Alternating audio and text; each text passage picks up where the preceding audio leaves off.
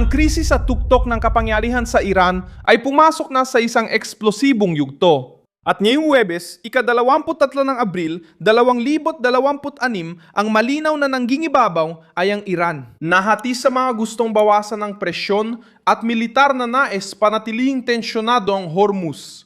Malinaw ang sentro ng issue.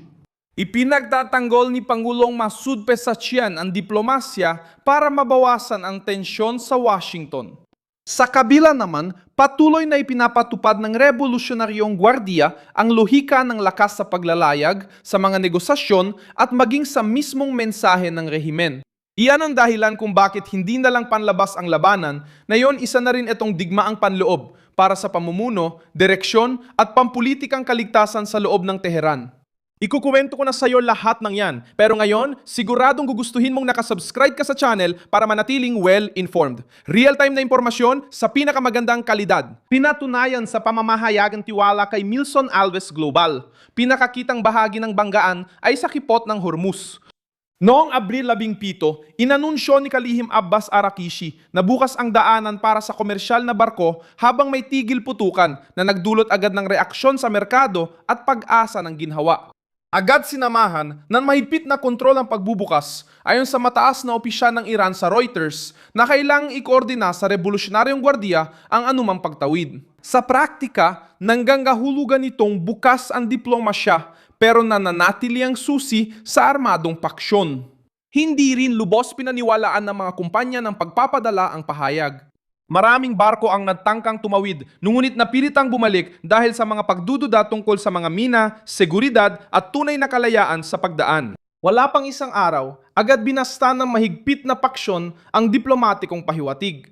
Ayon sa ulat ng Critical Threats Project, noong ika-18 ng Abril, inatake ng Navy ng Revolutionary Guard ang mga komersyal na barko. Idineklara na ang mga barko, anuman ang uri o nasyonalidad, ay hindi dapat lumapit sa kipot at, sa praktika, binawi nito ang naunang anunsyo ng kalihim ng ugnayang panlabas. Ayon sa pagsusuri ng sentro, ang hakbang na ito ay hindi lang para magbigay ng presyon laban sa Estados Unidos, kundi isa ring panloob na pagpapakita ng lakas upang ipakita kung sino ang may kapangyarihan sa Timor Muis at kung sino ang nagdidikta ng direksyon ng mga negosasyon. Diyan nakakaroon ng tunay na bigat ang tensyon. Hindi lang ito banggaan ng Iran at Estados Unidos, kundi labanan din sa loob ng rehimen kung sinong may karapatan magsalita, makipagnegosasyon at kumalabit sa pampulitikang gatilyo. Lalo pang luminaw ang hidwaan nang ideklara ni Pezeshkian noong Abril 20 na kailangang gamitin ang lahat ng makatuwiran at diplomatikong paraan para mapababa ang tensyon sa Washington. Mahalaga na ang pahayag na ito mag-isa, pero mas may bigat kapag tiningnan sa konteksto. Sa parehong panahon, hawak pa rin ng Gwardiya ang aktual na kontrol sa pagtawid at sa takbo ng krisis. Habang sinusubukan ng Pangulo na mag-alok ng mas hindi mapanirang solusyon, patuloy na gumagana ang makinarya militar bilang preno, banta at tanda ng pagbabawal. Sa madaling salita sa Teheran, ang sibilyang kapangyarihan ay nagsusulong ng pagpapaluwag habang ang armadong kapangyarihan pa rin ang may huling desisyon. Sa labas, lalo pang tumindi ang presyon mula sa Estados Unidos. Mula Abril 13, hinadlangan ng Washington ang pagpasok at paglabas ng trapiko sa mga pantalan ng Iran na direktang tumatama sa pinansyal na puso ng rehimen. Ayon sa Reuters, maaring mawala sa merkado ang halos 2 milyong bariles ng langis ng Iran bawat araw dahil sa presyong ito. Noong Abril 23, iniulat mismo ng Reuters na ang mga militar ng Amerika ay nakapagpauwi na ng mahigit 30 barko o napaliko ang ruta ng mga ito. At na hindi bababa sa 3 barkong tanker ng Iran ang naharang sa mga tubig ng Asya malayo sa Golpo bilang bahagi ng tangkang pagsakal sa kalakalan ng Tehran, nang hindi lang umasa sa mainit na linya ng Hormuz. Ito ang nagpapaliwanag kung bakit lumala ang krisis. Hindi lang nagbabanta ang Washington, sinusubok din ito ang hangganang pang-ekonomiya ng rehimen sa iba't ibang larangan ng sabay-sabay. Ipinapakita nito ang dalawang bagay. Una, na ang langis pa rin ang pangunahing pinagkukunan ng pondo ng Iran.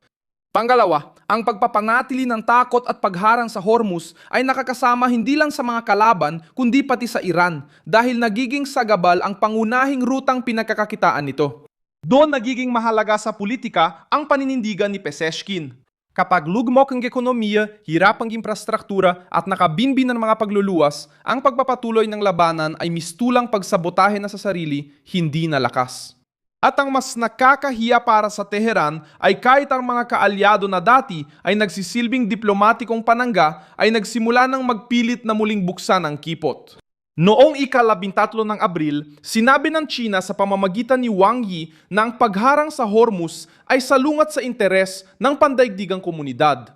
Noong Abril 20, sinabi ni Xi Jinping kay Mohammed bin Salman na ang normal na pagdaan sa kipot ay mahalaga sa interes ng mga bansa sa reyon at sa pandaigdigang komunidad.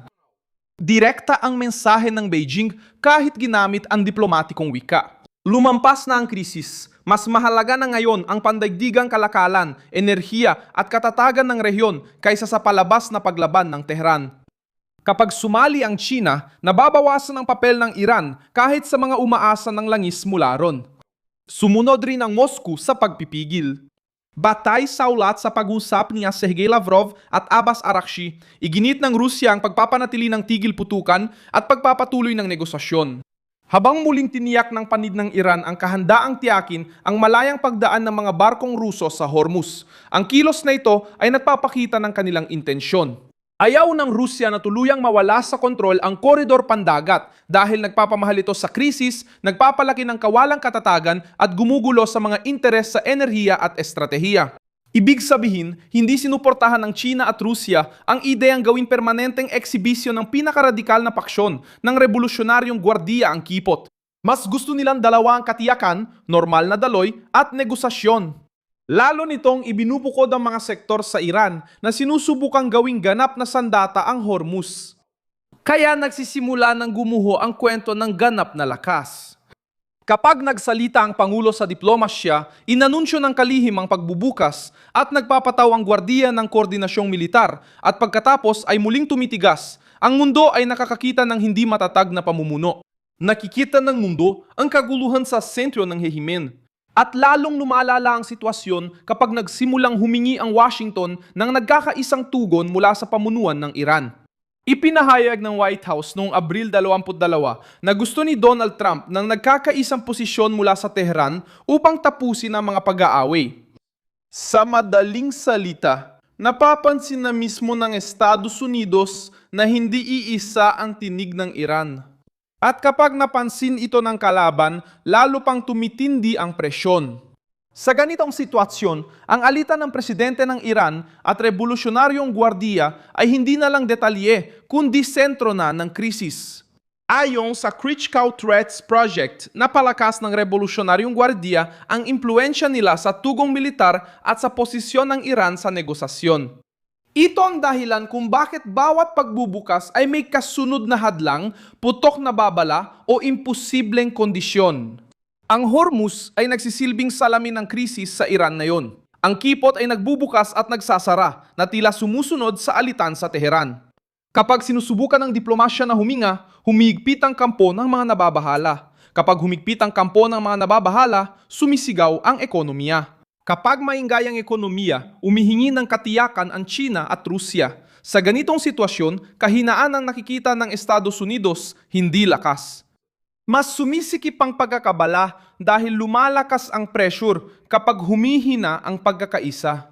I-like ang video, mag-subscribe sa channel at basahin ang mga komento para mas maging aktibo sa komunidad ni Milson Alves Global.